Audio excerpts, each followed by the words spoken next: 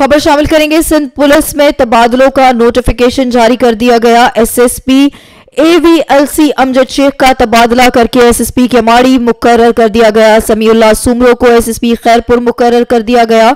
सरदार हसन न्याजी का खैरपुर से तबादला करके एसएसपी कंबर शहदाद कोट मुकर्रर कर दिया गया। साजिद अमीर सज्जोई का खैरपुर से तबादला करके उनको SSP police training college Saidabad मुकर्रर कर दिया गया। मोहम्मद इमरान को एसएसपी SIU मुकर्रर कर दिया गया है। आईजी सिंध की हिदायत पर नोटिफिकेशन जारी कर दिया गया है।